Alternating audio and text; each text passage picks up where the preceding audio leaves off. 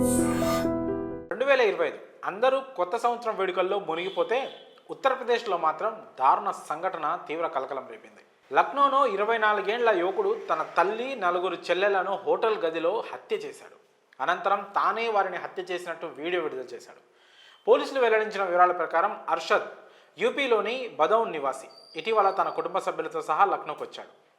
నాకా ఏరియాలోని hotel షరణ్జీత్లో room తీసుకున్నాడు. అర్షద్ బుధవారం తెల్లవారుజామున తన తండ్రితో కలిసి తల్లి ఆస్మా సహా తన 4 చెల్లెళ్ళు రహిమేన్, అల్సియా, అక్సా, ఆలియాలను చేతి మణికట్టుపై కత్తితో కోసి కిరాతకంగా హత్య చేశాడు. అనంతరం తన కుటుంబ సభ్యులను హత్య చేయడానికి గల కారణాలను వివరిస్తూ ఓ సెల్ఫీ వీడియో తీశాడు. ఇదంతా నా తల్లి చెల్లెళ్లను రక్షించేందుకేనంటూ ఓ వీడియో కూడా విడుదల చేశాడు. తన ఇరుగు పొరుగు వారు తమ ఇంటిని, స్థలాన్ని ఆక్రమించుకున్నారని, మాకు సహాయం చేయమని చాలామందిని అడిగాం, కానీ మాకు సహాయం చేసేందుకు ఎవ్వరూ ముందుకు రాలేదు. మేమంతా గత 15 రోజులుగా ఫుట్పాత్పై చలిలో నిద్రపోతున్నాం. తన చెల్లెళ్ళు 4 హైదరాబాద్కు చెందిన ఓ వ్యక్తికి అమ్మేద్దామని చూస్తున్నారు. దీనిపై ఎన్ని ఫిర్యాదులు చేసినా ఎవరు పట్టించుకోలేదని, కొద్దిసేపట్లో నేను కూడా చనిపోతానని, ల్యాండ్ మాఫియా నన్ను, నా తండ్రిని తప్పుడు కేసుల్లో ఇరికించి నా చెల్లెళ్లను అమ్మాలని ప్లాన్ చేసింది.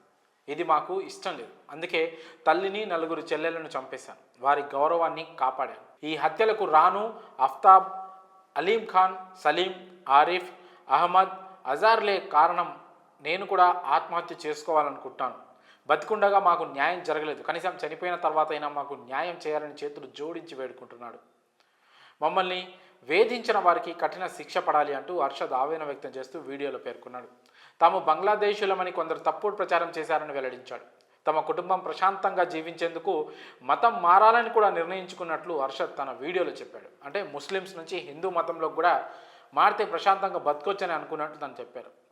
ఇదిలా ఉంటే ఘటనా స్థలిలోనే నిందితుడిని అరెస్ట్ చేశామని central Lucknow deputy police commissioner Raveen Tyagi తెలిపారు. మరి ఈ ఘటన ఇప్పటికే దేశవ్యాప్తంగా సంచలనంగా మారింది. అతను నిజంగానే తనకు జరిగిన అన్యాయానికి ఇలా చేశాడా, లేదంటే దానికి వేరే ఇతర కారణాలు ఉన్నాయనేది పోలీసులు దర్యాప్తు తేల్చనున్నారు.